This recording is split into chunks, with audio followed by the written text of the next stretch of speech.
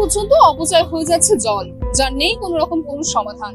8 June নবান্নে মমতা বন্দ্যোপাধ্যায় বৈঠকে জলের অপচয় নিয়ে একাধিক প্রশ্ন তুলেছিলেন, কিন্তু তারপরেও সেই জল অপচয়ের সমাধানের দিকে কোনো রকম কোনো পদক্ষেপ এখনো পর্যন্ত নেওয়া হয়নি। গত 24 জুন নবান্নে হকার রাজ নিয়ে প্রশ্ন তোলেন রাজ্যের মুখ্যমন্ত্রী মমতা বন্দ্যোপাধ্যায়। তবে শুধুমাত্র হকার রাজ নিয়ে প্রশ্ন ওঠেনি, উঠেছিল অন্যান্য বেআইনি বিষয় নিয়েও, যার মধ্যে একটি ছিল টাইম কলের জল অপচয়। কোথাও জল পড়ছে তো পড়েই যাচ্ছে, আর সেগুলি কেন দেখা হচ্ছে না? বৈঠক থেকে এই প্রশ্ন তুলেছিলেন মুখ্যমন্ত্রী মমতা বন্দ্যোপাধ্যায়।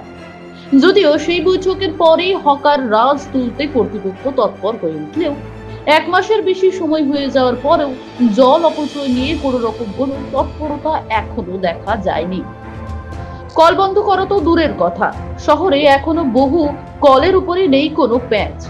মুখ্যমন্ত্রী মমতা বন্দ্যোপাধ্যায়ের বক্তব্যের মতোই সেখানে জল পড়েই যাচ্ছে। একদিকে যেমন জলের অপচয়, তেমনি জলমগ্ন হচ্ছে শহরতলি, যার ফলে বাড়ছে মশার উপদ্রব থেকে শুরু করে স্বাস্থ্য সংকট। তবে কর্তৃপক্ষ দৃষ্টি কবে এই বিষয়ে আলোকপাত হবে, কবে নেবেন তারা এর বিরুদ্ধে অ্যাকশন, সেদিকে মুখ চেয়ে বসে রয়েছে শহরবাসী।